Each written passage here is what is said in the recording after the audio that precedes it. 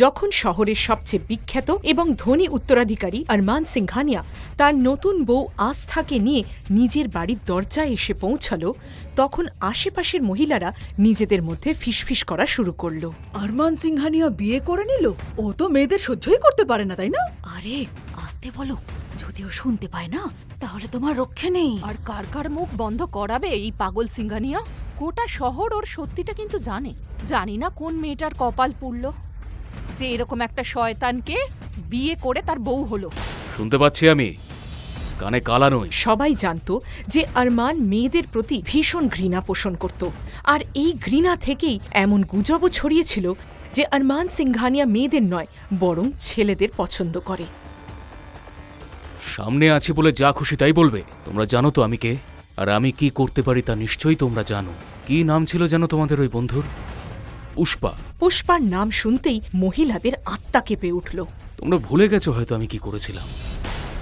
দাঁড়িয়ে দেখছোটা কি? আমার সাথে বাড়িতে যাবে? চলো চলো। আরমানের রাগে ভরা গলা শুনে মহিলারা তাড়াতাড়ি নিজেদের বাড়ির ভেতরে ঢুকে পড়ল। এক মনস্টারকে বিয়ে?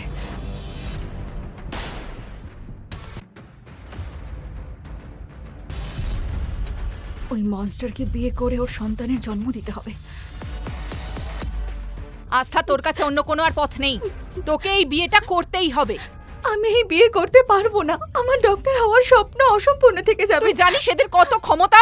সবকিছু করতে পারে এরা। তোর মামার প্রাণ পর্যন্ত যেতে পারে। এত স্বার্থপর তো তুই নয় যে শুধু নিজের কথাই ভাববি। একেবারে নিষ্পাপ ফুলের মতো কোমল আস্থাকে কনের সাজে সাজানো হয়েছিল। ওকে এতটাই সুন্দর লাগছিল যে কেউ ওর দিকে তাকিয়ে থাকতে বাধ্য ছিল।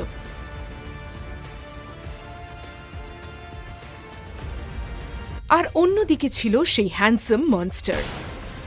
ব্যাপারটা ঠিক কি হয়েছিল আসুন তাহলে শুনি এখন এখানে একদম ফ্রিতে।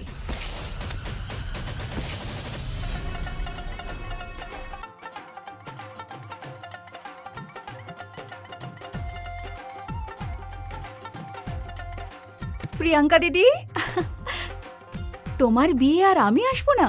এটা কখনো হতে পারে? দিদা, মাত্র গতকালই আস্থা খুশি মনে গ্রামের বাড়ি থেকে শহরে এসেছিল তার মামির মেয়ের বিয়েতে যোগ দিতে। দিদা, ছোটবেলায় অনাথ হয়ে যাওয়া আস্থাকে লালন পালন করে বড় করেছিল তার দিদা। তার একটাই স্বপ্ন ছিল পড়াশোনা করে ডাক্তার হওয়া।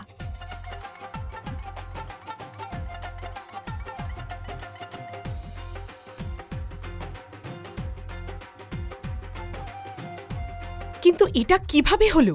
কিভাবে আস্থা কোণে হয়ে গেল? ব্যাঙ্গালোরে হাজার হাজার মানুষের ভিড় আর ক্যামেরার ঝলকানির মাঝে ছিল দেশের সবচেয়ে ক্ষমতাবান ব্যবসায়ী আরমান সিংঘানিয়া। আর আজ তারই বিয়ে হচ্ছে। কিন্তু মণ্ডপে উপস্থিত থাকা বর নিজের কনের জন্য অপেক্ষা না করে ল্যাপটপ আর ফোন নিয়ে ব্যস্ত ছিল। পুরো শহর অবাক। আরমান সিংঘানিয়ার মতো একজন মানুষ কেন একটা মধ্যবিত্ত মেয়েকে বিয়ে করার সিদ্ধান্ত নিল? বিয়ের শুভ লগ্ন পেরিয়ে যাচ্ছে, কনেকে ডেকে আনুন। ডাকুন না মেয়েকে। হ্যাঁ, এক্ষুনি ডেকে আনছি।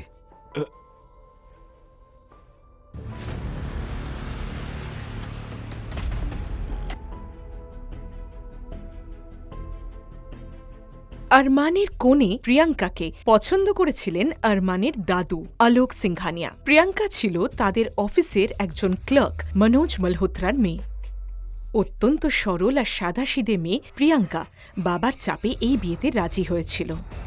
কিন্তু আজ এই বিয়ের দিনে মনোজ যখন নিজের মেয়ের ঘরে ঢুকল, ঘরের অবস্থা দেখে তার পায়ের তলার মাটি অবধি সরে গেল। মণ্ডপে যাওয়ার ঠিক আগেই প্রিয়াঙ্কা উধাও হয়ে গিয়েছিল।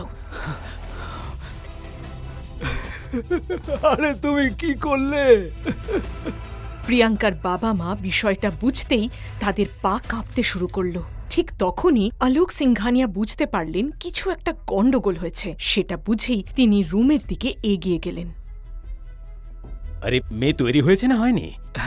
হ্যাঁ, ও তো রেডি হচ্ছে, কিছুক্ষণের মধ্যে চলে আসবে। আপনি যান না। কিন্তু এই মিথ্যে বেশিক্ষণ টিকল না। আরমানের দাদু ঘরের ভেতর থেকে কান্নার শব্দ শুনতে পেলেন। তিনি দরজা ঠেলে খুলে ভেতরে ঢুকলেন। একটা সাধারণ নিষ্পাপ কিন্তু অসাধারণ সুন্দর মেয়ে বসে কাঁদছিল, যার নাম ছিল আস্থা। এটা দেখে অলোক সিংঘানিয়া রাগে গর্জে উঠলেন। প্রিয়াঙ্কা কোথায়?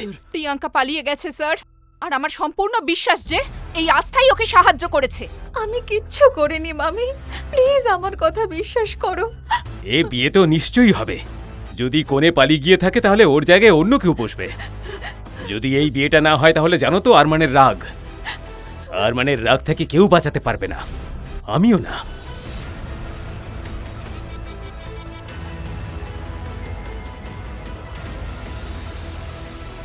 বন্ধুরা, পরবর্তী এপিসোড আসবে 2 দিন বাদে। আর পুরো কাহিনী এখনই শোনার জন্য ডেসক্রিপশনে ক্লিক করে ডাউনলোড করো পকেট FM অ্যাপ।